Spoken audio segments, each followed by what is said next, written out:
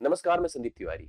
Exam के दिन नजदीक आते जा रहे हैं और इधर बीच में होली का त्योहार है और ऐसे में रेगुलर क्लासेस ले पाना पॉसिबल नहीं हो पा रहा है क्योंकि होली की छुट्टियां, स्टाफ की अवेलेबिलिटी ना होना और ये सब कुछ डिस्टर्ब करेगा। बट हम इन सब डिस्टर्बेंस से भी दूर चल रहे हैं और हम प्रयास कर रहे हैं कि हम आपकी कंटिन्यूटी को, आपकी रेगुलरिटी को ब्रेक ना करें। हम आपको ऑथेंटिक और जेन्युइन कंटेंट भले ही छोटे फॉर्म में आपको प्रोवाइड करते रहें। इसलिए मैंने इधर होली की छुट्टियों में 3 से 4 क्लासेस के रूप में आपको इस तरह की 10-10 सवालों की कुछ प्रैक्टिस का निर्णय लिया है और ये 10-10 सवाल आपको पर डे मिलते रहेंगे, जिससे कि आपकी रेगुलरिटी मेंटेन रहेगी। आप प्रॉपर रेगुलर पढ़ते रहेंगे। मैं आपको देर ना करते हुए सवालों पर ले चलता हूँ और सवाल रियली आपके लिए वैल्यूएबल हैं। आप इन सवालों का जो बिहेवियर है, इन सवालों के जो पैटर्न्स हैं, उसे आप अपनी परीक्षा में सीधे-सीधे देख सकते हैं। इसलिए आइए एक-एक सवाल को हल किया जाए। आप भी अपनी अपीयरेंस दिखाइए। अगर आप इस प्रोसेस को देख रहे हैं, रेगुलर देख रहे हैं, तो आप जुड़िए और हर एक सवाल पर अपने सॉल्यूशंस को हमें प्रोवाइड करते चलिए। मैं आपको देर ना करते हुए पहले सवाल पर लेकर चलता हूँ। पहला सवाल देखिए, आपके 2D 3D के अंदर आया सवाल है। बहुत ही शानदार अप्रोच में सवाल है। एक त्रिभुज का जो आधार है, त्रिभुज आप समझते हैं सब लोग, आधार के बिहाफ पर ही त्रिभुज के क्षेत्रफल की बात की जाती है। आधार 7.7 √2 सेंटीमीटर बिकड़ वाले, मतलब इसने कहा है कि त्रिभुज का आधार, अभी आधार को डिफाइन करना है और आधार को डिफाइन करने के लिए हम एक दूसरे फिगर पर चलते हैं जो कि 7 √2 बिकड़ वाले, 7 √2 सेंटीमीटर बिकड़ वाले एक वर्ग के परिमाप के बराबर है। मतलब मेरे पास जो त्रिभुज होगा इस प्रकार से, इसको अगर इसका हम एक बेस कंसीडर करें तो यह बेस डिपेंडेंट है इस वर्ग के ऊपर, ऐसे वर्ग के ऊपर जिसका बिकड़ है 7 √2। बिकड़ यही होता है, सबको पता है। और इसके बारे में आप ये जानते भी हैं कि जो वर्ग है उसकी सभी भुजाएं क्या होती हैं, बराबर होती है। लेकिन इसने कहा जो इसका आधार भी होगा 7 √2 सेंटीमीटर वाले बिकड़ वाले एक वर्ग के परिमाप के बराबर है। अब इसके लिए अगर इसका परिमाप आपको निकालना है तो भुजा निकालनी पड़ेगी। भुजा के लिए सबसे पहले बिकड़ की लंबाई d बराबर √2 इंटू ए होता है, करेक्ट है। तो मैंने लिखा 7 √2 बराबर √2 इंटू ए कर दिया। √2 से √2 कैंसिल हो गया तो ए बराबर 7 होगा, अर्थात एक भुजा तो 7 हो गई। अगर एक भुजा 7 हो गई तो इसका परिमाप, परिमीटर जो होता है 4 इंटू ए होता है। 4 गुणे भुजा कर देते हैं तो 4 गुणे आपका 7 हो जाएगा, अर्थात ये 28 हो जाएगा। यही 28 जो परिमाप है इस वर्ग का, यही इस त्रिभुज की क्या है, भुजा है, बेस है, वैसे ऐसे कह सकते हैं। इसकी ऊंचाई देखिए इसने लिखा है, और ऊंचाई जो है ना, ऊंचाई भी डायरेक्ट नहीं दिया। ऊंचाई मतलब किसी, मतलब जो जिसको बेस आपने माना है उसके विपरीत शीर्ष बिंदु से इस पर जो दूरी होगी यही ऊंचाई कहलाती है। इसको हाइट कह दीजिए। 169 सेंटीमीटर क्षेत्रफल वाले एक वर्ग, एक दूसरा वर्ग और है, उस वर्ग के बारे में क्या बताया है कि इसका जो एरिया है वह एरिया 169 सेंटीमीटर स्क्वायर है। अगर वर्ग की बात करें, इधर भी इस वर्ग को कंसिडर करें, इसकी भुजाएं अगर बी बी हमने ऐसे नोटिस कर लिया, तो आपको बता दो कि भुजा का वर्ग ही एरिया होता है। एरिया को हम लिख सकते हैं भुजा का वर्ग अर्थात बी का स्क्वायर। तो बी स्क्वायर बराबर 169 अगर है तो बी बराबर आपका कितना हो जाएगा, 13 हो जाएगा, क्योंकि 169 का वर्गमूल 13 होता है। तो इसकी हाइट हो गई 13, करेक्ट है। अब हमसे कह रहा है कि इस त्रिभुज का क्षेत्रफल बता दीजिए सेंटीमीटर में। क्षेत्रफल किसी भी त्रिभुज का होता है 1/2 base into height. 1/2 base into height, तो 1/2 लिख दिया हमने। बेस की जगह पर 28 कर दिया और हाइट की जगह पर 13 कर दिया। 2 से करिए 14 बार गया, 14 गुणे 13 करिए। 14 गुणे 13, 13 चौके 52, 13 के 13, 13 5 18, 182। 182 जो है आपके सामने सेंटीमीटर स्क्वायर उस त्रिभुज का क्षेत्रफल होगा जिस त्रिभुज का आधार पहले वर्ग के परिमाप के बराबर था और इसकी ऊंचाई, जो हमारे पास एक दूसरा त्रिभुज, जो दूसरा वर्ग था जिसकी जो है, जिसका क्षेत्रफल 169 था, इसकी जो है यहाँ पर भुजा, जो हमारे पास है भुजा, भुजा के बराबर थी। तो इस हिसाब से हमने यहाँ पर ट्राई किया और मतलब इस क्वेश्चन की वर्किंग किया। तो डी ऑप्शन इस क्वेश्चन के लिए राइट सोल्यूशन है। नेक्स्ट क्वेश्चन देखिए क्या है। एक कमरे की 4 दीवारों का कुल क्षेत्रफल, कमरा समझते हैं, कमरा मतलब घनाभ की आकृति, जो ऑलमोस्ट आपके लिए जो है लंबाई, चौड़ाई और उसकी हाइट के रूप में कमरे को कंसीडर करिए तो आपको दिखेगा। चारों दीवारों का क्षेत्रफल 660 मीटर स्क्वायर है। उसकी लंबाई जो है चौड़ाई की दोगुनी है, ठीक है। कमरे की ऊंचाई 11 मीटर है। इसकी छत का क्षेत्रफल हमको बताना। छत का ही मतलब फर्श का एक ही होता है। छत हो या फर्श हो, जैसे आप जिस रूम में बैठे हैं उस रूम की जो छत होगी उतना ही सरफेस आपके फर्श पर भी होगा। तो अगर हम बात करते हैं घनाभ की, क्योंकि कमरा घनाभ की आकृति का है, तो घनाभ का मतलब ये है, जैसे आप इस रूम को ही कंसीडर करिए। इस रूम जिसमें आप खड़े हैं, जिसमें आप बैठे हैं, जिसमें मैं खड़ा हूं, जिसमें मैं बैठा हूं, इस तरह के रूम को कंसीडर करिए। एक फर्श है, एक छत है, एक बगल की दीवार, बगल की दीवार, सामने की दीवार, पीछे की दीवार। 3 डायमेंशन होती है, लंबाई होती है, चौड़ाई होती है, ऊंचाई होती है। चारों दीवारों का क्षेत्रफल जो होता है किसी कमरे का, वो मैं आपको बता दूं, वो होता है हमेशा twice L + B into H. ठीक है, आधार का परिमाप गुणे ऊंचाई। बराबर आपको कितना दे रखा है, 660 दे रखा है। यहाँ से हम क्या निकाल सकते हैं, ये आप समझ ही पा रहे हैं, लंबाई चौड़ाई का जोड़ा, ऊंचाई के साथ रिलेशन भी हम कंसीडर कर सकते हैं यहाँ पर, क्योंकि ऊंचाई इसने 11 दे रखा है। तो मैंने लिखा ट्वाइस एल प्लस बी, और ऊंचाई को 11 किया, बराबर 660 कर दिया। ठीक है, 11 छके 66 होता है, 60 होगा, 2 से और डिवाइड कर दीजिए, 30 हो जाएगा। एल प्लस बी का मान कितना हो जाएगा बताइए, एल प्लस बी का मान 30 हो गया। लंबाई चौड़ाई का जोड़ 30 हो गया। अब सवाल जैसे क्या कहता है, कहता है कि लंबाई चौड़ाई की दो गुनी है। ठीक है, ये लंबाई है और ये चौड़ाई है, लंबाई चौड़ाई की क्या है, दो गुनी है, 2:1 का अनुपात है। अगर लंबाई चौड़ाई की दो गुनी है और अनुपाती पदों का योग करके इनको कंपेयर करिए, क्योंकि हमको जो है पता क्या करना है, छत का क्षेत्रफल, और छत का क्षेत्रफल मतलब फर्श का क्षेत्रफल, जो कि एल इंटू बी होगा, लेंथ इंटू ब्रेथ होगा। तो यहाँ से हमारे पास लंबाई और चौड़ाई में रेशियो है और दोनों का जोड़ है। हम लोग यहाँ पर अनुपाती पदों को जोड़ेंगे, 3 बराबर 30 होगा, 1 बराबर 10 होगा, 1 बराबर अगर 10 हो गया तो 2 बराबर क्या होगा, 20 होगा। तो लंबाई आ गई आपकी जो है यहाँ पर 20 और चौड़ाई हो गई 10। तो 20 गुणे 10 कर दीजिए, जो कि 200 मीटर स्क्वायर हो जाएगा, जो आपके सामने पहले विकल्प में राइट सोल्यूशन दिया गया है।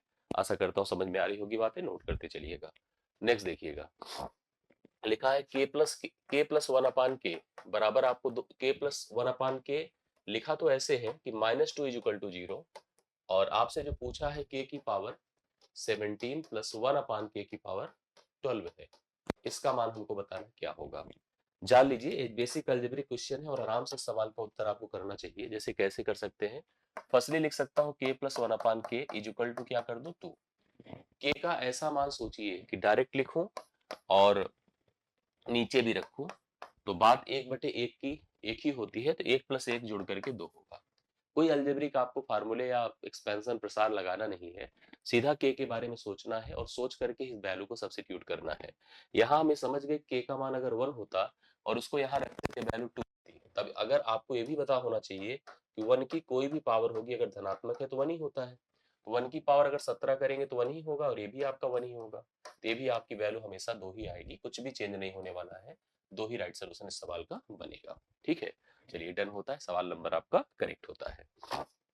एक पासा है, आप सब समझते ही हैं कि आपके यहाँ कितना इंपॉर्टेंट है प्रोबेबिलिटी। एक पासा है, पासे को 2 बार फेंका जाता है, पासे को 2 बार फेंका जाता है।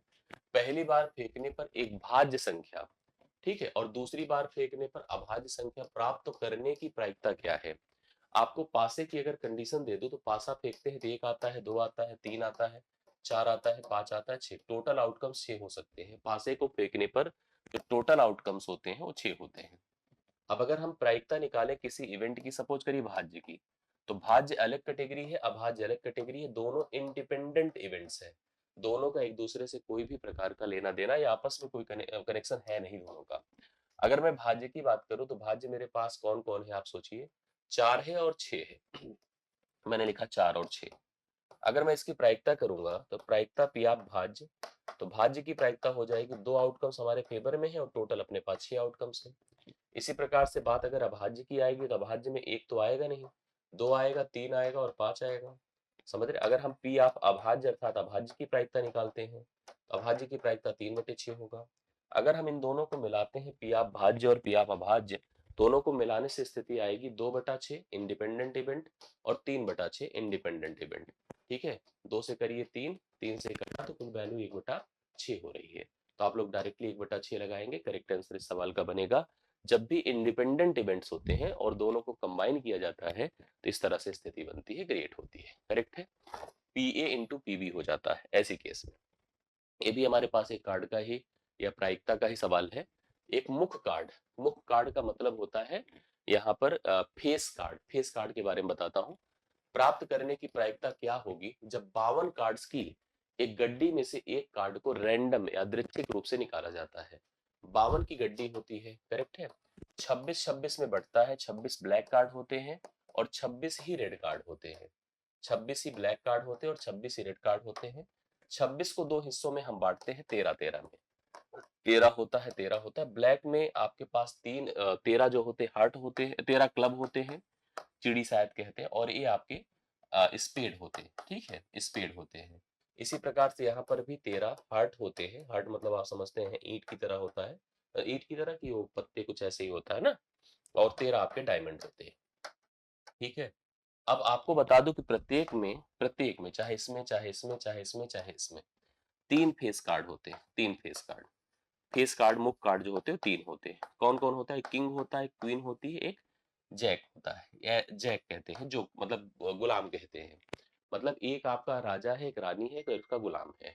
3 यहाँ भी, 3 यहाँ भी, 3 यहाँ भी, 3 यहाँ भी, मतलब हर जगह 3-3 है।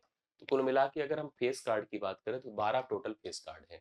और टोटल हमारे पास आउटकम्स टोटल कार्ड की कितनी है? 52 है। 4 तिया 12 होती, 4 13 बार 52 होता है।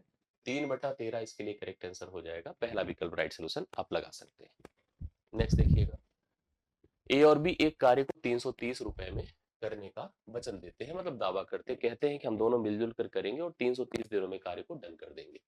ए इसे 11 दिन में और बी इसे 22 दिनों में पूरा कर सकता है।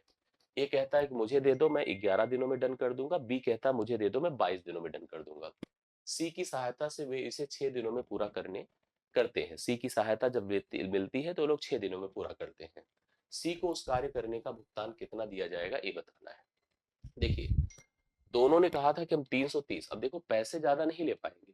पैसे जितने उन्होंने अपने मालिक से कहे थे जहां काम करने गए थे, 330 ही लेंगे। अपनी अपनी क्षमताओं के आधार पर ए कहता है कि मेरे को दे दो, मैं 11 दिन में कर दूंगा। बी कहता मुझे दे दो, 22 दिन में कर दूंगा। भाई पैसे का बंटवारा हमेशा आपकी क्षमताओं पर होता है, ठीक है। जो आपकी क्षमता रहेगी उसी हिसाब से बटेगा। लेकिन तीनों मिलते हैं बी और ए और बी सी के साथ, यह काम मात्र 6 दिन में पूर्ण हो जाता है अगर तीनों मिलजुल कर काम करते हैं। तो ऐसे में सबसे पहले हम क्षमता निकालना चाहते हैं प्रत्येक की, बट उसके लिए टोटल वर्क प्लान करिए। टोटल वर्क की संख्या एक होगी जो आप देखिए, 11 से 22 तो ठीक है, अब यहाँ भी 2 तो 22 या 66 मेरे हिसाब से सही होगा। 66 टोटल वर्क होगा। ए की क्षमता 6 की है, बी की क्षमता 3 की है और ए बी सी प्रत्येक की क्षमता 11 की है। प्रत्येक की क्षमता 11 की है तो इन दोनों की क्षमता 6 3 9 की है। तो सी की क्षमता आप समझ गए होंगे 2 की है। मतलब अगर हम क्षमताओं का डिस्ट्रीब्यूशन करें, ए बी और सी की इफिशियंसी की बात करें, तो सबसे अधिक क्षमतावान तो ए है, फिर बी है, फिर सी आया है। इस तरह से प्रत्येक की क्षमता है। तो पैसे का बंटवारा इसी पर होगा जो हमने यहाँ क्षमता का बना। पैसे टोटल बटने कितने हैं? 330। हिस्सा किसको देना है? सी को। तो 6 3 9 2 कितना होता है? 11। 11 बराबर क्या कर दिया जाए? 330। एक बराबर क्या होगा? 30। 11 तिया 33, 30। मिलना किसको? सी को। सी का मतलब कितना होगा? 60। तो सी को जाएगा कुल 60 रुपए का टोटल धन। इस पूरे काम के बदले सी को दिया जाएगा 60 रुपए। 60 आप लोग लगा दीजिए, करेक्ट आंसर आपके सामने है, ठीक है। नेक्स्ट क्वेश्चन देखिएगा, एक पुलिसकर्मी ने 120 मीटर आगे एक चोर को देखा। कोई चोर था, यहाँ पर रहा होगा चोर, और यहाँ पर पुलिस था, यहाँ पुलिस था। 120 मीटर की दूरी थी, यहाँ चोर था, यहाँ पुलिस था। 120 मीटर की दूरी पर चोर को पुलिस ने देखा। तुरंत पुलिसकर्मी ने चोर का पीछा करना शुरू कर दिया। चोर को देखते ही चोर का पीछा करना शुरू कर दिया। पुलिसकर्मी 1 मिनट में 26 मीटर दौड़ता है। जो पुलिसकर्मी होता है उसकी स्पीड है 26 मीटर पर मिनट, 26 मीटर पर मिनट, ठीक है। और चोर 1 मिनट में, चोर की बात अगर करें तो 20 मीटर पर मिनट है, 20 मीटर पर मिनट है। पुलिसकर्मी की जो स्पीड है वो 26 मीटर पर मिनट है, चोर की स्पीड जो है 20 मीटर पर मिनट है। पुलिसकर्मी चोर को कितने समय में पकड़ लेगा? जब कभी देखो चोर इधर भागेगा, पुलिस वाला पीछे से जाएगा, एक तो ऑलरेडी उनके बीच दूरी है, तो क्या चोर को पुलिस पकड़ लेगा? पहले तो सवाल यही मन में बनता है। और पकड़ तभी पाता है, कभी जैसे मैं किसी का पीछा करूं और मैं उसको पकड़ना चाहूं, वो मेरे से ऑलरेडी आगे है, तो पकड़ने की केवल एक स्थिति, मेरी स्पीड उससे ज्यादा होगी तभी मैं पकड़ पाऊंगा, अन्यथा नहीं पकड़ पाऊंगा। तो पकड़ने में लगा समय बराबर दोनों के बीच की दूरी ली जाती है 120 बटा उनकी चालों का डिफरेंस किया जाता है। डिफरेंस इसलिए क्योंकि ये जो मार्जिन है चालों के बीच में, यही सपोर्ट करेगी, अदरवाइज हम पकड़ कहाँ पाते। अगर मैं पुलिस होता, मेरी स्पीड इसके बराबर भी होती तो हम डिस्टेंस मेंटेन ही रखते, डिस्टेंस हमारी चेंज थोड़ी हो पाती। अगर कम हो तो और पीछे होते जाओगे, ज्यादा है इसी कारण तो पकड़ा गया। 26 और 20 का डिफरेंस कर दिया, 26 20 का डिफरेंस कर दिया तो 120। अच्छी बात है कि सब यूनिट में कोई दिक्कत नहीं है, ये मीटर है और ये मीटर पर मिनट है, ठीक है, मीटर पर मिनट है, इसलिए हमें कोई कन्वर्जन पर फंसना नहीं पड़ा। 120 और इसको 6 से भाग करेंगे तो ये जाएगा आपका 20 मिनट। 20 मिनट में चोर पकड़ा जाएगा। 20 मिनट बी विकल्प इसका राइट सोल्यूशन है। 20 मिनट में चोर पकड़ा जाएगा, इस सवाल का सही उत्तर होता है। नेक्स्ट, पाइप ए और सी एक खाली टंकी को क्रमशः 16 और 24 घंटे में भर सकते हैं, ठीक है, 16 घंटे और 24 घंटे में भर सकते हैं। जबकि पाइप जो सी बी है, देखिए पाइप ए और सी भरने का काम करते हैं, जबकि पाइप बी जो होता है, अगर भरी टंकी उसको दे दिया जाए, सौंप दिया जाए, तो अब 12 घंटे में खाली कर सकता है। क्लियर है? जब टंकी खाली हो, जब टंकी खाली हो तब यदि तीनों पाइप एक साथ खोले जाएं तो पूरी टंकी को भरने में कुल कितने घंटे लगेंगे? सबसे पहले ए की बात करो तो यह कहता है हमको 16 घंटे दे दो। बी जो है वो खाली करने का काम करता है, उसे 12 घंटे लगते हैं खाली, ये भरता है खाली करता है। जबकि सी भी भरता है और 24 घंटे उसको लगते हैं भरने में टोटल। तो ऐसे में हम टंकी की टोटल कैपेसिटी रिक्वायरमेंट को अगर समझना चाहें तो एक ऐसी संख्या सोचेंगे जो प्रत्येक से कटेगी, 16 से भी, 12 से भी और 24 से। तो मेरे हिसाब से 48 लीटर की टंकी हमारे लिए परफेक्ट है। 48 की। अब ऐसे में भरने की बात करें तो यह डालेगा 3 लीटर पानी, यह निकालेगा 4 लीटर पानी, यह भी डालेगा 2 लीटर पानी। अब आप समझ गए होंगे, 3 पड़ा 2 पड़ा 5 पड़ा 4 निकला, तो ठहरा कितना? 1 लीटर। अगर तीनों मिलजुल करके एक साथ किसी खाली टंकी में लग जाए तो केवल 1 लीटर पानी ठहर पाएगा, जो कि हर मिनट रुकता रहेगा। और टंकी की रिक्वायरमेंट कितनी? 48 मीटर की, 48 लीटर की। 48 लीटर की रिक्वायरमेंट को जब तीनों मिलजुल करके करेंगे तो टोटल इन्हें 48 मिनट ही लगेगा, 48 घंटे ही लगेगा, जो डी विकल्प में इस सवाल के लिए राइट सोल्यूशन के रूप में है। आप सभी लोग देख सकते हैं। एक नाव में यात्रा करने वाले 10 श्रमिक, 10 जो मजदूर हैं, उनका जो औसत वजन है 2.8 किलोग्राम तब बढ़ जाता है जब उनमें से एक व्यक्ति जिसका वजन 58 किलोग्राम है, एक नए श्रमिक द्वारा प्रतिस्थापित किया जाता है। एक नए श्रमिक को जो है लाया जाता है जिसका वजन 58, उसको निकाला जाता है। नए श्रमिक का वजन जब हम किसी समूह में शामिल होते हैं तो अपना प्रभाव लेकर जाते हैं। मैं अगर ज्यादा हूं तो जाकर चीजें बढ़ाता हूं, मैं अगर कम हूं तो जाकर चीजें घटाता हूं। यहाँ पर श्रमिकों की संख्या 10 थी, 2.8 बढ़ा है तब जब एक 58 वाले को आउट किया गया, इसको निकाला गया। इसकी जगह पर एक नए व्यक्ति को शामिल किया गया, इन किया गया। जो शामिल हुआ उसका मान ज्यादा होगा, जो शामिल हुआ उसका मान ज्यादा होगा, क्योंकि 2.8 इसकी वजह से बढ़ा है। अब इसको कैसे पता करेंगे भाई? इसको पता करना अगर मुझे, तो पहले तो मैं इनको बुलाऊंगा और इसमें जोड़ूंगा। क्या जोड़ूंगा? जितना बढ़ा है 2.8, बट कितने लोगों में बढ़ा? 10 में। तो यहाँ पर लिखा जाएगा 58 प्लस ये हो जाएगा 28। 8 8 16, 5 2 7 1 8, 86 किलोग्राम है उसका भार, जो व्यक्ति यहाँ पर शामिल हुआ है। तो 86 देखिए पहला ही ऑप्शन है राइट सोल्यूशन। आप लोग 86 लगा सकते हैं। सवाल के लिए करेक्ट आंसर आप सभी लोग प्लीज नोट कर लेंगे। ठीक है, चलिए। दो उम्मीदवारों के बीच एक चुनाव होता है। एक उम्मीदवार को कुल वैध मतों के 48% मत प्राप्त होते हैं, उसे कुल वैध मतों का 48% मत प्राप्त होता है। 18% मत तो अवैध ही हो जाते हैं। यदि मतों की कुल संख्या 17,500 थी तो दूसरे उम्मीदवार के को प्राप्त वैध मतों की संख्या कितनी है? टोटल मत जो है, जो वैध है, हमने 100% मान लिए। कुल वैध मत, ठीक है, उसमें 48% वैध मत। देखिए यहाँ पर अच्छा एक कंडीशन है, पहले इसको सुनिएगा। दो उम्मीदवारों के बीच चुनाव में एक व्यक्ति, एक उम्मीदवार को वैध मतों का 48 मिलता है, जो 18% अवैध ही है। मतलब अगर कुल मतों की संख्या 100% है या 100 है, इसमें से 18 अगर मैंने निकाल दिया, देखिए ऐसे करते चलिए तो एकदम क्लियर होता जाएगा। 18% 18 मतलब अवैध है। निश्चित तौर पर में आया कि जो 82 होगा वही वैध होगा, 82 ही मत वैध होगा अगर हम 100 के हिसाब से चलते हैं तो। अब इसमें से एक को मिलता है 48%, तो अगले को मिला होगा 52%। सवाल पढ़िएगा, यदि पहले उम्मीदवार को 48 मिला था, यदि मतों की संख्या कुल 17,500 थी, तो दूसरे उम्मीदवार को प्राप्त वैध मतों की संख्या दूसरा ही जीता होगा। एक प्रकार से कह सकते हैं जो विजेता है, विजेता ही है ना। तो ये जो 48 पाया तो हारा है, वैध मतों का 48 पाया, और वैध मतों का जो भी 50% से कम पाता हारता है, जो 50% से अधिक पाता वो जीतता है। ठीक है, ये 52% वाला जीता है।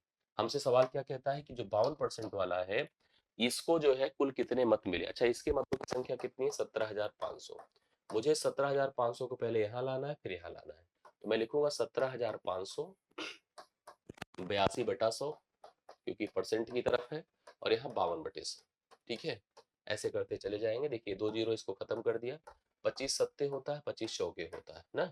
4 से करिए 13 होता है, 13 सत्ते 91 है, 91 गुणे आप 82 करिए, 91 गुणे 82 करिए। अंत में दो के दो विकल्प है मेरे पास और दोनों क्लोज है, तो इसलिए आप इसको ट्राई कर लीजिए, प्रॉपर हल कर लीजिए। जैसे 91 है और ये 82 है ना, ऐसे करिए। 2 1 के 2 होता है, 9 दूना 18, 8 कितना होता है? 26 होता है, और 9 8 कितना होता है? 72 होता है। यहाँ पे लिखिए 2, यहाँ लिखिए 6, और 72 दो कितना होता है? 74।